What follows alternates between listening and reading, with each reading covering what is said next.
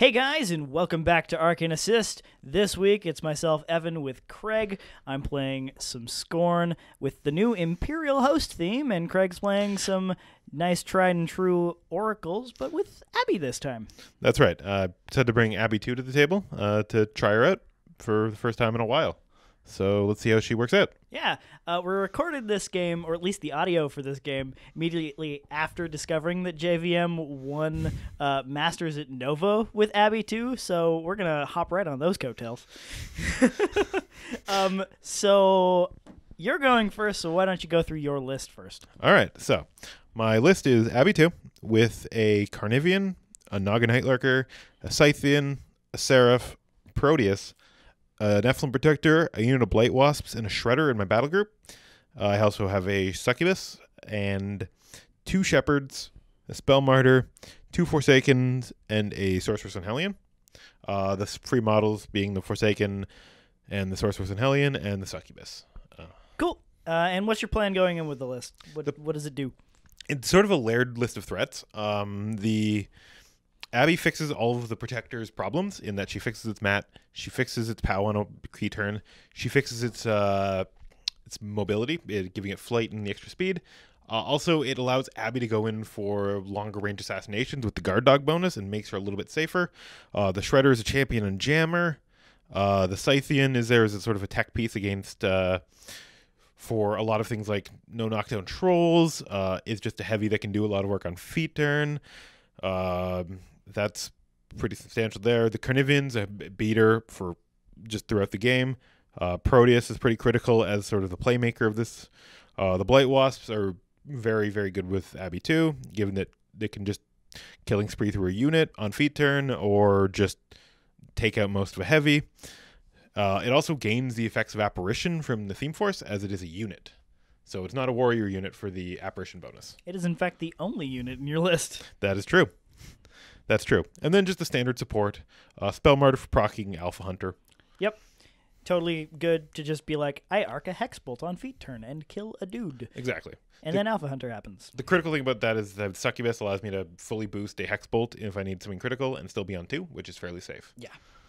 And onto my list, I'm playing Xerxis1, a caster I haven't shown off a whole lot on the channel, mostly because I think he was super strong around the beginning of Mark III, and then as we kind of felt out the faction and the errata happened, kind of lost some favor. As much as he was still a super strong caster, he plays really well with a lot of infantry. He loves cats, he loves Carracks, he loves making really hard, heavy brick lists, and I think Imperial Warhost brings a lot for him, as much as it's not the craziness that will be the Immortal theme when that comes out, and I will be playing a lot of Xerxes in that theme, because it's amazing. But Imperial Warhost brings a much different way for him to play, as opposed to all that heavy armored infantry. It's a lot of big, tough beasts that are really angry, as it turns out. So he brings an Agonizer and a Krea for free, thanks to the tier benefits, or theme benefits. Someone's going to kill me over that one. A Bronzeback with Tiberion, 2 Titan Gladiators, a Titan Sentry as his battle group, and 2 Mortal Third Willbreakers, and 2 units of Paingiver Beast Handlers. Now, you might be curious, Evan, why didn't you take more beasts and get 3 free things instead of 2? My answer to that is, I think Xerxes' biggest weakness is that he suffers from a very, very restrictive control range, and Beastmaster from the Willbreakers helps that immensely. So they can run and extend his control range by effectively a 9-inch bubble, and that just helps him get way out there with his beasts so much more. As well as, I don't think in this particular variant of the list, double Krea or double Agonizer makes it that much better, because I'm enough of a brick that 2 Force Aura bubbles at most is going to cover everything, and usually 1 covers what I need to. So if we really need it, we can cast it with Xerxes, but otherwise it's not a big deal. And 2 Agonizers, while against certain lists, is just devastating, because you can either be like, I put 2 Fury on all of your War Beasts after you go in and Alpha me, or having both auras up at once. They're both very strong, and I think that if I were to go for the extra free points, I would go with the Agonizer over a Krea. but I don't think it's quite worth it in Xerxes because I think control range of 10 is just not good enough for the things he wants to be doing, and I think that the Willbreakers solve that, as well as handing out Puppet Master, which is just a ridiculously strong ability. So I think that's most of it. I want to go over the tier benefits for theme benefits for Imperial Warhost, which are for every 30 points of War Beasts, I get a free Agonizer or Basilisk Krea, or Battle Engines for that matter. They also contribute to those points. SKORNE War Beasts get hyper aggressive, super cool, and really important, deployment is extended 2 inches forward. So since I'm going second this game, I have a 12-inch deployment, which is pretty big. If I had any AD, they'd be able to start on my flag, which is pretty cool. I like that. I also think that it's really cool that I can have things shield guard stuff and then hyper aggressive forward. That's fun. That's pretty critical into like Signar as well. Exactly. Because you're like, do you want to shoot Tiberion? Because he's going to come closer, and he's still hard to kill because he's 12-23 with Defender's Ward. One thing I noticed is it's really getting to Haley too, because even on feat turn, you might still get in range. Yeah, turns out if you want to do that alpha strike that you normally do with Haley, then you might be in trouble if you want to kill some stuff that you've already feated on. That said, it's especially with this kind of list and the new feat, it's much more beneficial than it would have otherwise been again with like more infantry and stuff. But yeah. So that's the gist of the list. I could probably go on for a little bit longer about what it can do, but I think we want to get right into the game now. This is my first turn. What I'm planning to do this turn is get into a threatening board position. I know Xerxis has some pretty strong threat ranges, so I'm just going to sort of feel those out. So right now we're doing apparition moves. Both the bees and the Seraph can do that. I'm going to pull the Seraph off his base for now, because he's impossible to put places. So we're just going to do that. Abby's going to go first. Slipstream, go up. Slipstream, Proteus forward, because I want Proteus to be sort of the spearhead and move her into position there. So essentially everything's going to follow that positioning here, where everything's just going to take up as much board space as humanly possible. My plan is to get my Sorceress and Hellion on Evan's flag, and get my Shepherd onto that flag, on my friendly flag, and then everyone's just going to sort of start moving up the board pretty aggressively. It's very similar concept to if you saw our earlier videos with Tim playing Xerxis1, where you want to get as far up the board as possible with a combination of just Pathfinder speed, ignoring all of the obstructions in the way, and just getting up so that if your opponent even moves out of their deployment zone, you're threatening their pieces. Mm-hmm. And like the bees have a pretty substantial threat range of, I believe, 14 approximately, possibly even before Alpha Hunter. So they do some work if they need to. So just there's a lot of really layered threats here. So my turn. I have to kind of respond to the threats that have been given to me here.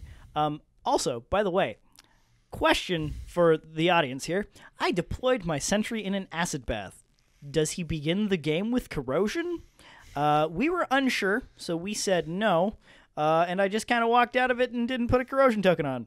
We're not sure if it would have made a huge difference, but we would like to know if that is the correct way of doing things. Please let us know in the comments below.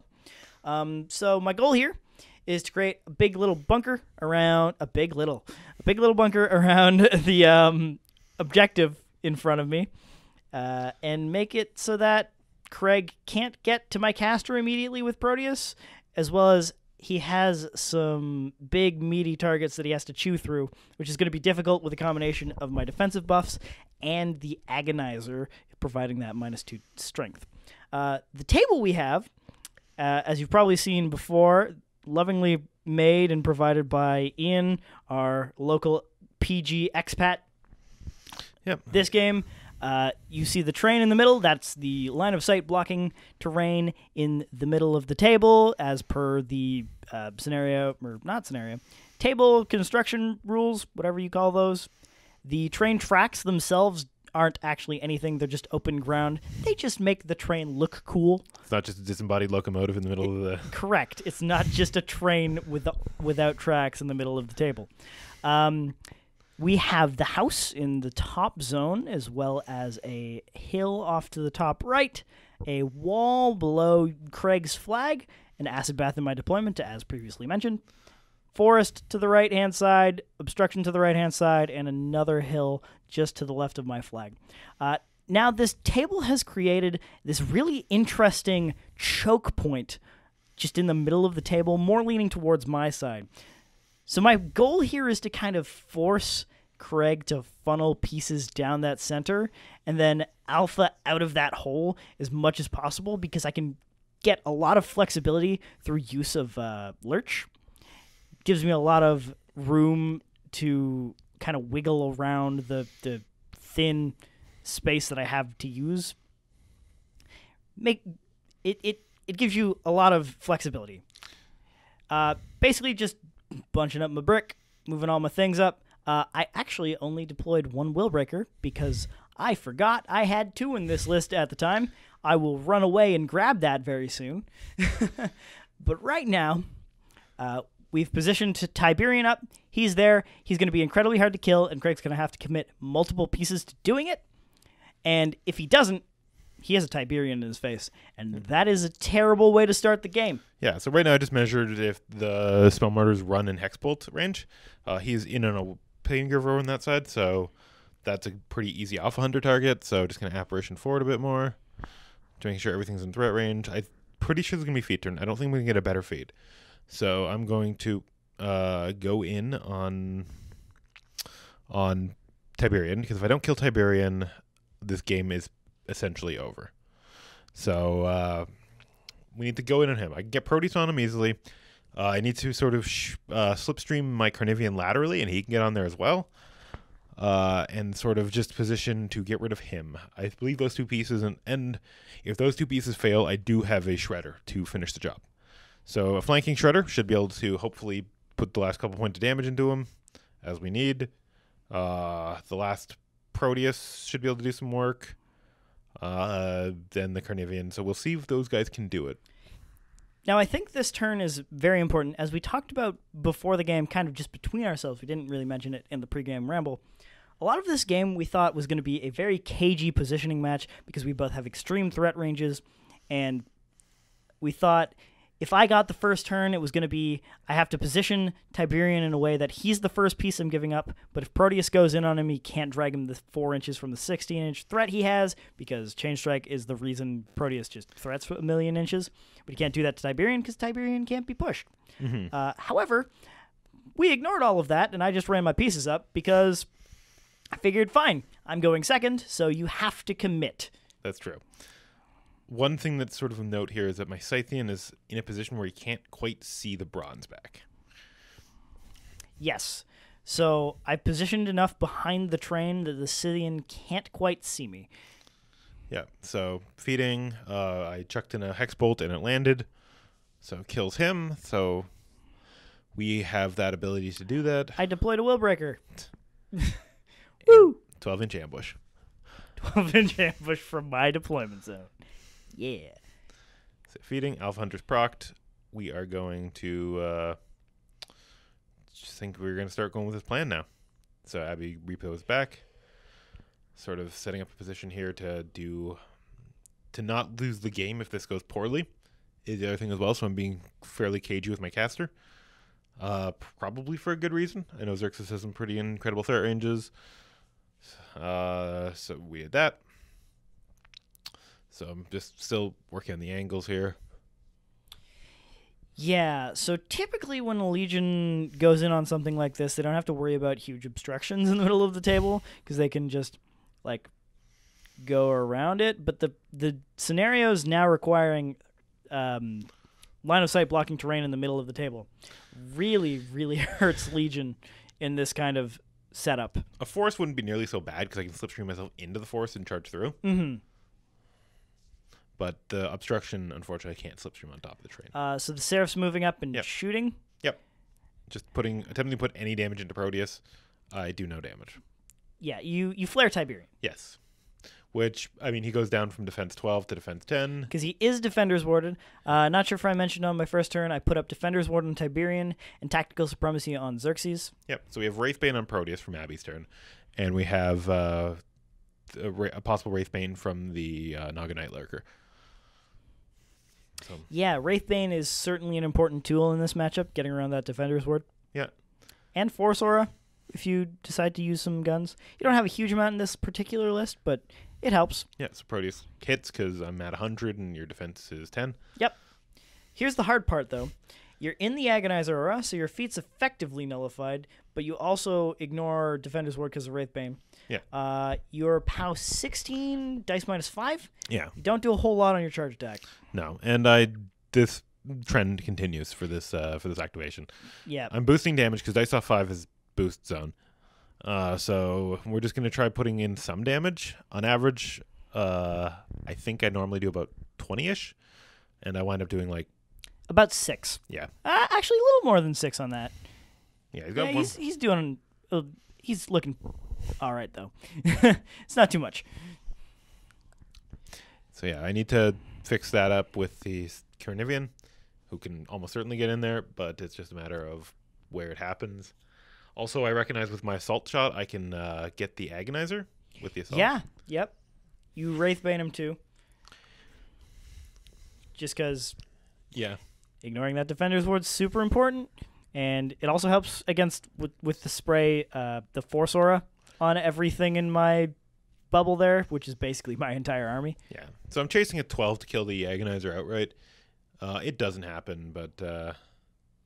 Yeah, the spray actually clips Tiberion, Xerxis, the Agonizer, a Gladiator, and a Beast Handler and a Willbreaker. Yeah. I believe it kills the Beast Handler. It does. It does not negligible amounts of damage to everything except the Agonizer. Doesn't hit my caster. The Agonizer takes enough damage that he's crippled his body, but has 1 box left in spirit. Yeah, and that's not great. Completely fine.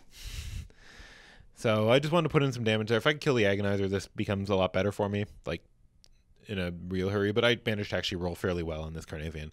So between the 3 initials and a bot attack, I do wind up taking out Tiberion. Yeah, Yes. it takes some effort. Takes 2 heavies, Yeah. which I'm okay with. 2 heavies for 1 is fine by me. And it's about what I was expecting. Because I didn't think Proteus could do it on his own with both Defender's Ward and the Agonizer, even with Wraithbane. Yeah. One thing, yeah, that was actually a thing there. I want to get him out of the picture, like I said, because if I don't do that, he just straight up runs the table. Yeah. Tiberion is an incredibly threatening piece that, especially with Xerxis, he gets Overtake, which at first glance you don't think is a huge difference in terms of a bond, but in combination with Lurch and Reach and having the biggest threat on my side of the table, he gets angles you don't want him to get. Yeah. He kills stuff you don't want him to kill, and he's mat 7 to boot, so he's gonna get those Overtake hits with his giant club, especially on my feet turn with POW 20 probably Weapon Master. Yeah. It's not a good time. So took him out. So I'm sort of looking at what my other options are. I want to try to get on that Bronzeback, but I don't believe I can see him, so we're just going to put the Scythean somewhere to hopefully be useful later on. The bees in the bottom are going to probably go in on that Gladiator. Mm-hmm. So the bees are quite high mat right now. Mat 10-ish, I believe, possibly even higher. So they're going to not have any problems at all hitting the that Gladiator. And they're also fairly respectable damage currently, too. They are POW 13, possibly Weapon Masters against living. They're crit Weapon Masters, because they're crit poison. Mm-hmm.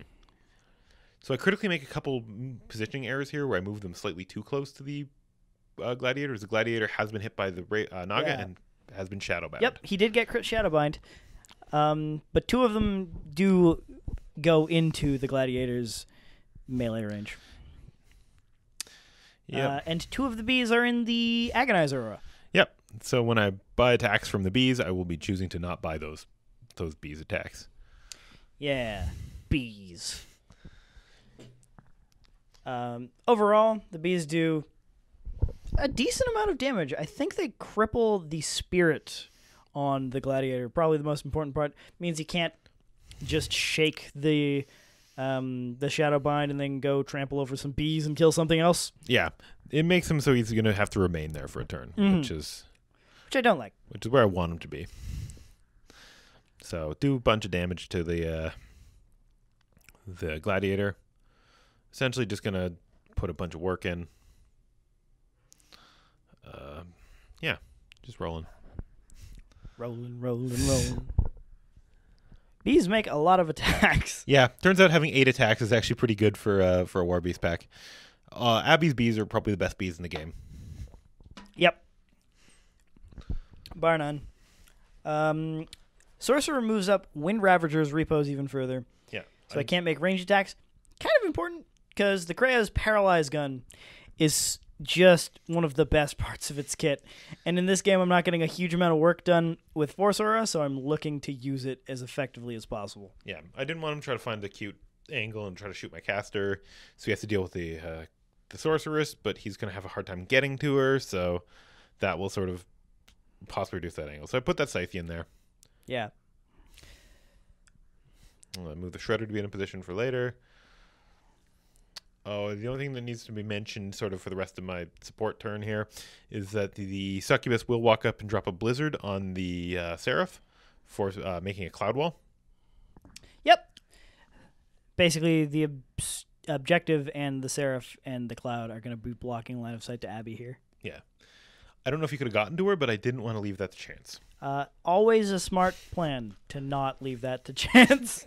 I'm sure a lot of people have been assassinated by things they didn't see coming that could have been prevented by just doing things that are good to get into the habit of doing. Yeah. So on my turn, previously, the Bronzeback cleared most of the Fury from the last turn. So I don't have much to reave or leech. Mostly just the Krea's Force Aura and the Agonizer running and gnawing painting. The plan here is definitely defeat. The Bronzeback's going to walk to the opposite side of the objective and then get in melee range of both the Carnivean, and Proteus, and then punch them to death as a Weapon Master under my feat turn. And since he'll be base-to-base with the objective, he'll also be getting the armor buff because the objective is a friendly faction model on my feat turn. That's true. Then I'll also hope to clear the lane through that little choke point to get to that Scythian. Because if I can kill 3 heavies this turn, I feel like I've just swung the attrition so hard that it's going to be incredibly hard for Craig to recover from that. So Beast Handlers go.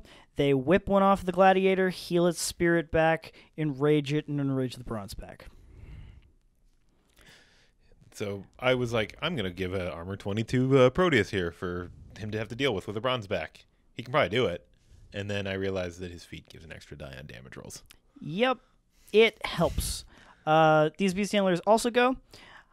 I realize now that I probably should have moved them to the place that I wanted the Gladiator to be after he lurched. But, c'est la vie, this is where we are.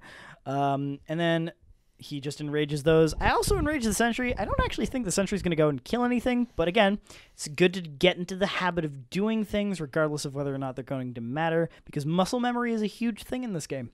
Mm-hmm. Agreed.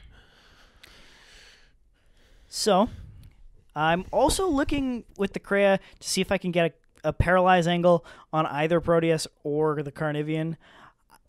I decide that it's probably not worth risking shooting my Bronzeback or Gladiator because I have to activate Xerxis first. He's going to lurch to there. I have basically a line just perpendicular or parallel to the obstruction, and if I go along that line after I've killed the Carnivean, I skirt through the gap between the house and the Bronzeback and get into melee with the Scythian. So that's a good thing. That's a proxy base. I have 2 proxy or table markers on the table, so that's my max for this current time. This Willbreaker moves up, gives Puppet Master the Bronzeback just in case he misses or has a crappy damage roll. I also I believe the other Willbreaker is going to do some Puppet Master on Xerxis. It matters because Xerxes needs to put in a bunch of chip damage here. Mm-hmm. So Xerxes charges, combo smites Proteus, basically just to get the extra POW. He goes to POW 22 on a charge. Dice even does 14 to the 4. Definitely helps. Then he tactical supremacies back a little bit, still within the melee range, basing the objective, getting the armor from that because friendly faction model, leaving enough of a gap for the Bronzeback to go through, doing all of the position-y things. Yep. So next, I believe... Agonizer moves up, says Gnawing Bane is base-to-base with Xerxis and objective. Yep. Bronzeback goes there, but he can't fit because he's a Bronzeback, so we put him on the train. It's no longer a table marker and is now a proxy base because the model can't fit. So, we start swinging. We're mat 7, POW 19, it's dice off 2 on Proteus? He's on 20. 3, but you're a weapon master, yeah. so this is... It's mostly just punch him till he's dead. I believe my initials kill Proteus, my initials plus the chain attack, rather, and then I buy 3 attacks into the Carnivean and kill it. Yeah. This is just basically rolling the dice. Yep. It's dice plus 1 on the Carnivean, which helps when you're a weapon master. I'm rolling them, but you can't quite see on the camera. There it is. There's the 15 damage or whatever. Yep. He kills them. He's standing there. Bronzeback has 2 more notches in those gauntlets. In hindsight, Spiny Growth would not have helped. Gladiator now charges the Scythian. He charges for 1, is still in my control area, so he's still getting the bonuses. I can't quite keep that Shredder in my front arc, but whatever. We're going to focus on the Scythian anyway. Boost to hit, my first attack roll. Want to hit that charge. 4 dice because of feet. Crushing it. Dice even does like 19 damage. Miss the second attack. Hit the third one. Do some more damage. Basically just killing the Scythian. Yep. That was pretty crushing. Yep. And I also get to take a Fury off because I'm near a Bronzeback. Yep. Or ended my activation near a Bronzeback. Sentry's just going to run into the zone. Essentially, he gets to score a point because the Shepherd's not in the zone and nothing else is. The Shepherd will get a point from that flag, but I'll get a point from the zone. And the... now the Gladiator is going, I believe. Yeah, he's going to attack. He's going to power attack, throw a bee into another bee and kill both of them. And then buy an attack on a bee and hopefully kill that one. Yeah, so you end up killing 3 bees in a turn that you couldn't move. Yep. That was pretty clutch. Yeah. Throwing power attacks, kids. They're important. The Krea is just going to move in such a way that he blocks more line of sight to Xerxes just because I don't want to die. Yeah, that's fair. Dying's not cool. And also putting the Krea in a position where I can't land with Abby. Yeah, because I have left a bit of a gap between the Bronzeback and Xerxes there, so he's going to fill that gap and also get more armor because he's base-to-base with things. Yep. So that's me. I feel like I've swung the attrition enough in my favor to get a strong lead in this game. I feel like I've positioned incredibly well with my feet because I've base-to-based my caster, my important pieces, both 2 of my 4 heavies left on the table. So yeah, I'm feeling pretty good. Yeah. And I'm tied for scenario now. Yeah, so I'm measuring stuff on the table here. Abby has an 11-inch personal threat onto Xerxis. I don't love my odds of doing that, but he will have 0 transfers by the time I actually land my first hit. So at least I'll be able to roll some dice if I get that into position. Unfortunately, and we'll find this out later, is my measurements are slightly off of Xerxis. So we'll come back to you later. But I'm just sort of looking at the table here and seeing what options I have. It was critical that I lost that Scythean. That essentially took attrition out of the game for me. So I'm just seeing what I can sort of do in order to pull this one out. I shouldn't have forfeited that point on the side there, but I might be able to do some other work on the blue zone. Possibly getting some stuff on that one there. So doing a bit of damage is ideal at this point. I'm just trying to see how I can possibly pull this one out of the fire. not going to lie, it's not a good situation for me. So the Sorceress is going to go. She's going to look at a place where she can possibly spray down some of Heaven's support. I can definitely get on that Agonizer. Possibly do a bunch of work there. Because I think with the Agonizer, that will give me some options to hopefully do some damage this turn. It's +2 armor on anything that matters, so I'm not loving my chances, but at least it's something. So just doing some sprays. Yep. You hit everything but a Beast Handler. Yep. You are dice -9 on the Gladiator, dice -3 on the Agonizer, and dice -8 on the Objective. Yeah. You will, I believe you do 4 or 5 damage to the Agonizer.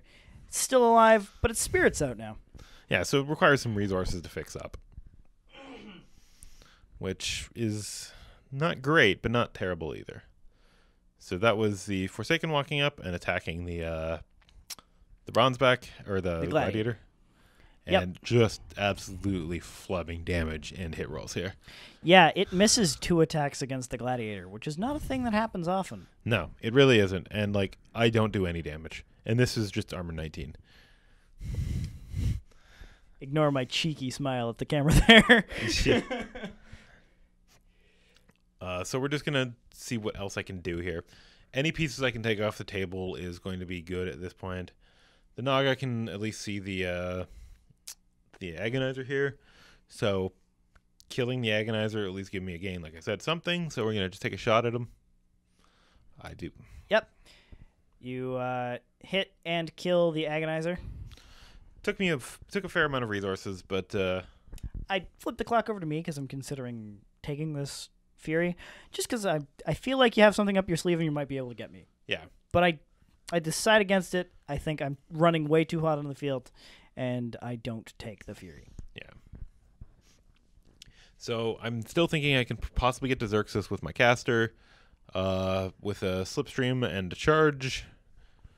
I'm about 12 inches away from him currently, but I have to Slipstream at a weird angle because of the Objective. So it winds up. Essentially, I need to get something clearing the landing zone.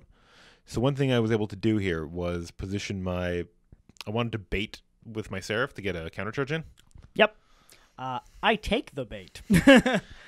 Because I'm like, 7 to hit. And if I hit, it's a charge attack that benefits from my feat because total annihilation lasts for 1 round. So it's 4 dice damage, a dice even? That seems pretty good. Yeah. So I go for it, and I have this path where I can also get base to base with a Gladiator, so I give him armor too. So I do that. 7 to hit, roll an 11. He still has Puppet Master on him as well, so I can reroll if I want to. Yeah. Because I never used it when I was punching Proteus. I roll a decent damage roll, but I decide it's 1 point below average, and that's not good enough for me. So I roll again and get 1 point above average, which is good enough for me. Yep. So it just does a bunch of damage. And this is where I take a look at the measurement here and find out that I am just out on Xerxis. Yeah, Bronzeback can't fit in spot again because big stupid model. Yep. So I take some I take some swings on the Bronzeback, but I'm not doing anything here. Yep. Because I took out your mine, so you're 1 die to hit. You miss your first attack, then just don't have enough fury to do anything the next couple. Yep. Thankfully, I wouldn't have had to take free strikes because of Guard Dog. I would have been able to run the Protector up to a position where I can get over, but oh well. But yeah. So I need to think of a new plan. The new plan is I live in the blue zone, is essentially what I'm thinking here. Because the train will now be a problem for the Titans, where they can't quite get around super readily. Yep. So it'll probably take about 2 or 3 turns to get there, so maybe I can pull something out scenario-wise before then. We will have to see. So I'm like sort of looking at places I can put stuff. The Protector's going to go in on the Gladiator now. Again, we're just looking at any damage we can do to stuff at this point would be good. Yeah, so this is a rough spot, I feel. for a multitude of reasons. But thanks to kind of the positioning we were when the huge attrition swing happened, that train protects a lot of your army from what the future turns have in store. Yeah. And you can kind of spread out, and you've gotten enough control on scenario in the early game that I'm not just going to sweep one side of the table and crush you that way. Yeah, I'm sort of undercommitting to a flank here, but it's something I can sort of work with over time. Mm-hmm. I mean, you totally can, because the sentry in the top zone is so slow that he's not going to make it to that shepherd. And I can't see him, so I can't lurch him forward to make him go faster either. Okay, yeah, that makes sense. So even if I wanted to, I couldn't just get to that shepherd a turn ago. Mm-hmm. So I have to wait until next turn, basically. And critically, the shepherd actually now swings into the zone. Exactly. So now you're blocking that point from my sentry. You're scoring a point yourself because I can't contest that flag yet. I will next turn, but you still get a point this time. Yeah. So I'm just trying to cheat to steal whatever points I can early. Is essentially what I did. I put Bracer on the Naga because I'm afraid of getting slammed. Mm-hmm. That's fair. I don't want Abby getting knocked down, so we'll see what we can do there. I debate hyper-aggressiving into the Protector that charged the Gladiator. I decide taking a free strike from the Forsaken is not worth it. I mean, I probably wouldn't have done a ton, but sorry. The other thing was the Shredder. Yes, I think the Shredder might have gotten a free strike if I went, which is a lot less pleasant. Yeah, the Weapon Master is a big deal. So the Shredder's gonna charge on that guy. So just doing some damage here. With states off 11, and I roll fairly poorly on this. Yep. It's kind of the story of the game up until this point, really. Just a lot of poor dice rolls. And, like, it's not that you would have killed him or crippled anything, like, severely. It's just that now it's about chipping away at Titans, and the less damage you do, it means it might take 2 turns from now to kill it as opposed to 1. I have so much Fury on the board, I'm taking a ton of threshold checks. This Titan gets a free boost to hit, add a Sorcerer on Hellion, and just demolishes it. This one frenzies and punches the Bronzeback. It does the first 3 damage to the Bronzeback that it's taken all game. Because I randomize between everything in melee, hits the Bronzeback, does some damage because... Yeah, there's 3 models base to base with it. So. Yeah, turns out. So what's the plan this turn? Well, I want the Sentry to trample over the Succubus and then buy an attack into the Shepherd, kill it. It's definitely going to be out of Xerxis' control range at that point. So I'm going to run the Willbreaker so that the Sentry will be within its command at the end of his trample. Step 1. I drop the upkeep that I had on Xerxis because I don't think I'm going to be making a huge use out of Tactile Supremacy this turn. I also have to kill that... What is it called? Seraph. I have to kill the Seraph that is hiding behind a train right now. And I'm debating on just going for a really heavy scenario play and killing the bee next to the Gladiator, but he's frenzied, so I can't really do anything. And I don't want to just run that Willbreaker onto the flag, because I also have to kill the Naga, because the Naga's within 4. And if I get the Sentry up in the top zone, that's a point, great, but I have nothing that can go on the flag because the Willbreaker's too far back. And if I also have to kill I can kill the objective still, but what's going to do that this turn? Is it going to be the Bronzeback? Maybe, but I want the Bronzeback to be in more important positions, like being between Xerxis and Abby, so that Abby doesn't decide, hey, I'm going to kill you this turn, because that can just happen. Now that your feed's down especially, I can take a bunch of your transfers and use them to boost damage. Yeah, it's not a happy time. So here's the run. Willbreaker. Now the trample by the Sentry. Actually breaking your opponent's models. Scare tactics. Don't do this. So trample with the Sentry. Boost a hit. Kill the Succubus. Buy an attack. Roll the hard 7. It is on the Shepherd, I believe, to hit. Yeah. Dub once, miss. But at least I'm contesting that flag, and there's absolutely nothing that's going to tell me otherwise. Yeah, there's not a whole ton I can do there now. I've scored my last point in that zone. Yes. as it should be. And the Gladiator in the bottom zone has just been contesting both my flag and the zone the entire game. Because you shadowbound him there, and he was like, whatever, I'm standing in this square. Yeah, I don't have a ton left that can actually deal with him. Losing the 3 Bs sort of prevented me from getting a lot in there. Yep. The other thing I have to figure out this turn is what the Krea is going to do. Because right now he's kind of just in the way of Xerxis. So I gotta figure out a place for him. And I kind of want him to go around in the bottom zone and maybe paralyze a thing. But I also want him to stand between Xerxis and Abby so that I just don't die. That's pretty fair. Yeah. Xerxis walks up to the Seraph, boost to hit a combo smite. Gonna smite him into the Gladiator, get some extra damage. I also stir the blood myself, so it's power 22. Mm-hmm. It's pretty great that you can battle plan yourself like that. Yeah. Just going to do some damage here. And I didn't roll great. I also forgot to Puppet Master with the Willbreaker this turn, which is brutal because I could have fixed that. I may not have had to boost a hit, so I could have saved the Fury. Stuff like that. The smite into the Gladiator, I roll boxcars, and do 1 point of damage because it's POW 8. And knock it down. And I knock him down with the Seraph. Whoops. I decide to buy an attack and just kill you. Yep. The Seraph was on like 2 boxes at this point, but that's still pretty much functional. Yep. In Horde's terms, fully operational. I overtake back an inch, put my back flat against the house so I can't get any back arcs against me. I debate lurching the Bronzeback out of melee with the Forsaken and just trying to make a play where I trample into the zone, kill the, what's it called? Nightlurker. And then that way I can score the flag and the zone that turn because Abby wouldn't be contesting. And then I have an even larger scenario swing this turn.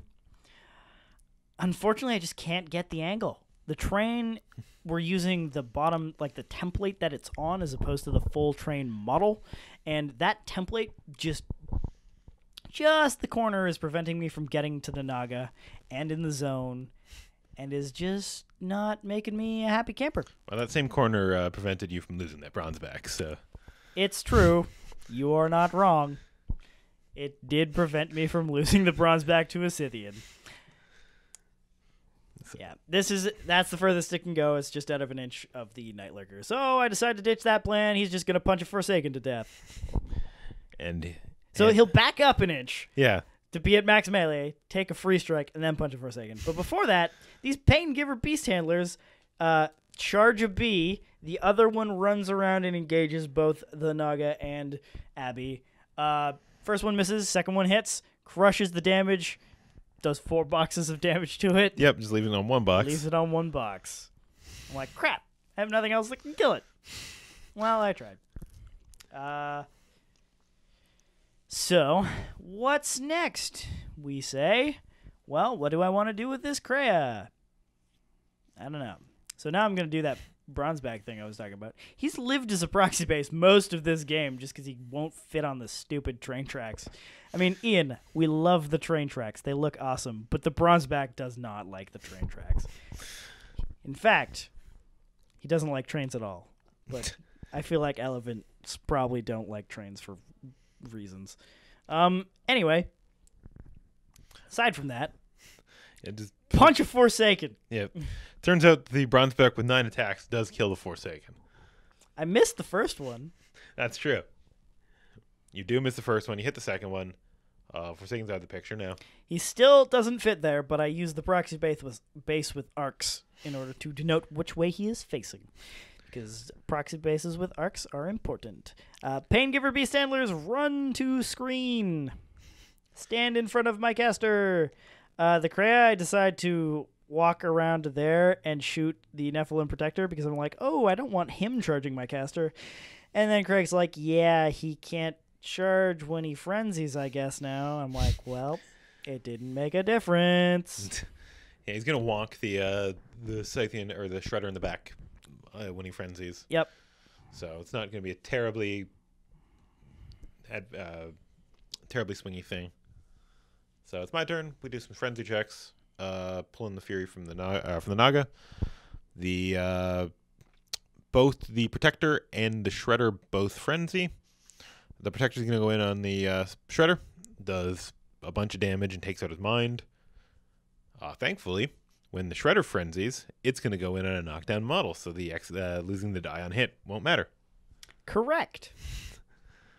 He also doesn't roll any significant amount of damage, so... he does, what, 2 or 3? If that. I think it might even be 0. It might even be 0.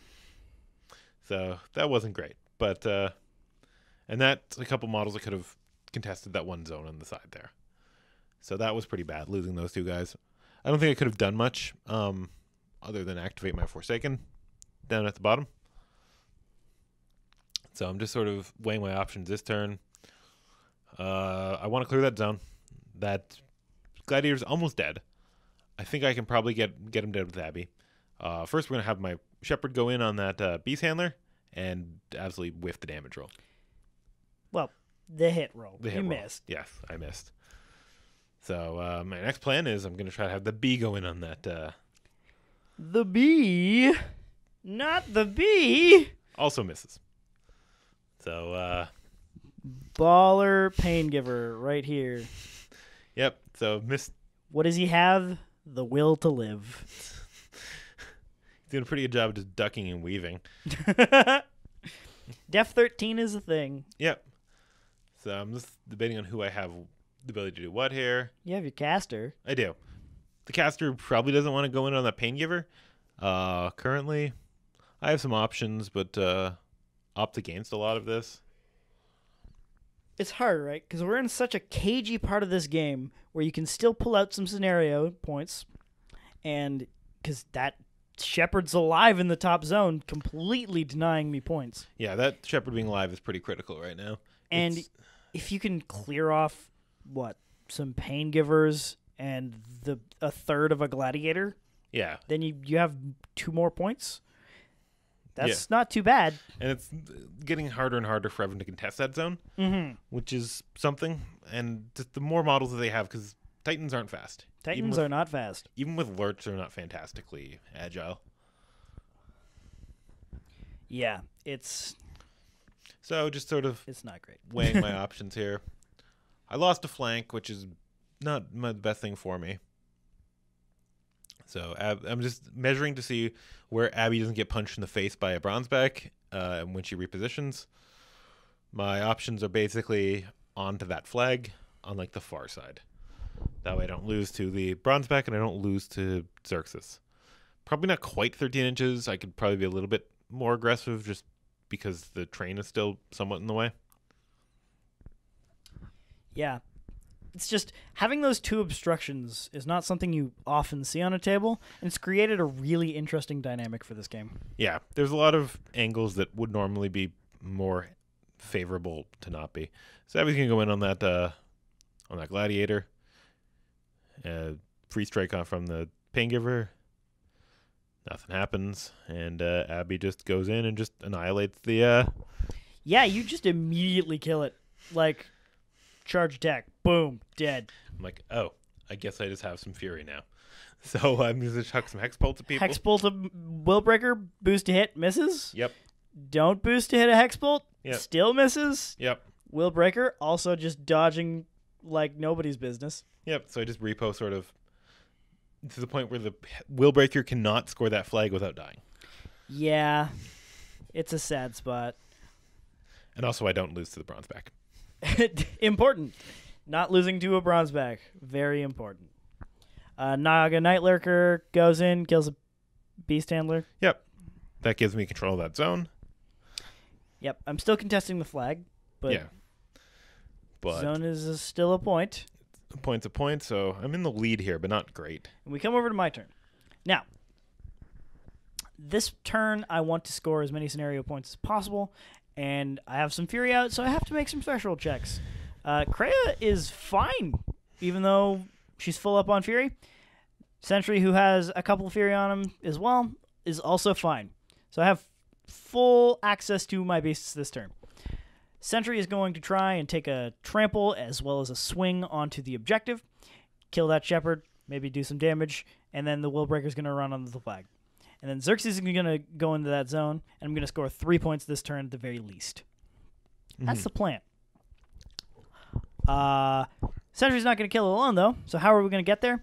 We're going to kill a light and a lesser with a gladiator, and then a Bronzeback's going to go kill that objective. That's our plan. We also have some things that can go contest in the bottom zone. Unit of Beast Handlers, other unit of Beast Handlers, Krea, stuff like that. Just throw models at it until the problem goes away. So here goes the Sentry, Trample, Boost to Hit. I also run the Willbreaker so that he is continuing to be in the command range of that guy. Hit the objective automatically. Dice -2 does 4 damage. 11 boxes left. I'm feeling pretty good about it. Beast Handlers are going to go. They're going to Medicate, Condition, and Enrage the Gladiator because it is knocked down, has its body out, or it was knocked down, so I stood it up for 1. Has its body out, so it needs to be healed. And I want it to do more damage, so we're going to do all 3. He's just going through a weird, strange, emotional roller coaster here. But yeah, we're getting there. We're making a breakthrough. Have to do SKORNE butt scoots to get in on these 2, but we immediately kill a Shredder with 1 punch. Miss the first initial or the second initial rather on the Protector. Hit the third one, do some damage, miss again, by another attack, hit, do some more damage, roll an 11, always helps. He's on like 2 boxes at this point. Gonna buy some more attacks. Hit, nope, that's the miss. Takes 4 Fury to kill this Protector. Eventually kills him. So, then I will activate Xerxis, lurch the proxy back, and then move into the zone. It's in a position where he's pretty safe from Abby going in on him. Beast Handlers do a thing. They just do a thing. Basically, move into the back arc of the Shepherd and the Bee. Cranks a 6, cranks an 11. Anatomical kills both of those things. Yeah, so losing the thing that was on the flag was kind of rough for me. There's not a whole ton I can do there, but it's just other things I need to worry about. Also, the zone's being contested. Yeah. So at this point, I'm going for mostly a scenario win. I don't think Abby's going to just stand around and let me kill her. She's just going to run away every time, and I'm not fast enough to catch up to her. So that's where we're at. As I move the proxy back here with the lurch. Yep. Yeah. We're just making room. So move him there and move Xerxis into the zone. Now, there are very few things in this game that are guaranteed, but I think that a Bronzeback killing an objective with 4 boxes off of it... I'm feeling pretty comfy. Now, something's about to happen here. Our camera ran out of memory. So, there's a bit of a jarring jump that's about to happen, but I think we're just going to talk through what happened here because basically, it's not a huge amount, but it leads to the end of the game, and I feel like we should go through as much as we don't really want to ditch this game because we think it's a really good game that shows off a lot of KG positioning as well as the abilities of some of the casters we're playing. But we'll go through what we have here. So I'm just going to talk through what I did to finish off my turn, and then we also missed out on Craig's turn after mine. So I'm just going to walk you through this first. The proxy back walks up and kills the objective, so I score a point there. I move the Krea moved up, took a shot with his paralyzed gun at the Naga Nightlurker and missed. And that's basically the end of my turn. I score 1 for the flag, 1 for the zone that Xerxis is in, and 1 for the objective. And I go up 3 points. Craig does not score anything because a Beast Handler is now contesting the zone with the Naga Nightlurker in it. Yeah. And then we go to Craig's turn. Yep. So my turn, what I'd have to do here is just clear out that zone. I have Abby kill a Beast Handler and Willbreaker and repo the flag. Yep, you also hexbolt another Beast Handler. That's true. And then the Naga also kills like another Beast Handler. Yep. Or no, sorry, the Naga charges the objective to try to just do something there. Does about 4 damage to it. Yeah. And then we get to back to my turn. At the end of Craig's turn, I score 1 on the flag. Abby scores 1 on her flag, I believe, because she's cleared everything off and gets to do that. And I also score 1 for the zone. I also score 1 for my zone as well. And you do score 1 for your zone because Abby also scores a zone. Yeah. So we both go up 2. I believe at this point the score is 6-4 on Scenario. It's a pretty high-scoring game.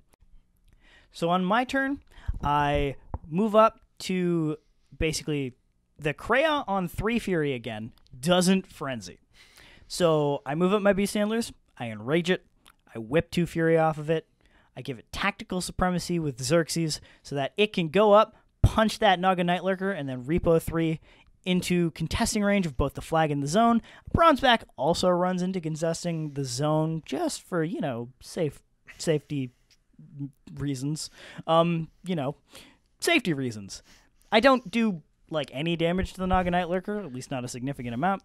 And at that point, I score to 8 points. Oh, you try to repo. One thing when you repo is that you also take a free strike from the Nightlurker who doesn't Shadowbind you. Correct.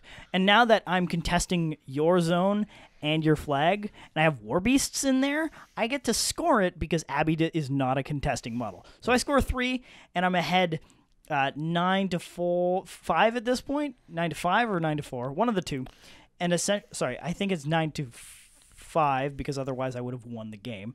But we decide that there's no way Abby can contest all the things that need to be contested or kill all the things that need to be killed, and it is a scenario victory for SKORNE. Yeah. So that is everything there. And we hope you enjoyed this battle report. We're very sorry that our technology decided to fail us at the last moment here and robbed us of the last 2 turns of footage. But unfortunately, that's just how it goes sometimes. I was certainly enjoyed showing off the new SKORNE theme for us. How did you feel about this game? Learn anything? Want to try anything else? There were some definite changes I could have made. I didn't need to lose that Scythean early on. Could have positioned him better on my feet turn as well. There were some minor positioning problems throughout the game that sort of, I think, wound up costing me it. So the Shepherd being on not in the zone probably was a pretty critical thing I didn't have there. My Forsaken, I forgot to move for 2 turns in a row. So that also cost me some points there. So there was some things there. It was a very cagey game. I think essentially it was whoever made the first mistake winds up sort of bleeding over the course of that game, and that's exactly what happened. Yeah. Again, before the game, we talked about it. Expected it to be a really cagey, positioning match where we're kind of just going to circle each other and then trade heavies up. But it didn't really come down to that. It was kind of like an all-in run that you had to take because otherwise you just lose models and probably the game because if Tiberion runs rampant, it's just not okay. Yeah, I don't love my odds of trying to kill Tiberion on your feed turn. Yeah, not good. Not good at all. Personally, I think I have a bit of a newfound love for Xerxis1 because I think he's really good in this theme. I think he's going to be incredible in the Exalted theme, and I really want to try him in this theme with maybe a pair or at least one of the Siege Turtle because that thing is a monster, and I think it'd be even better with D-Warden feet. So I think that's where we're at.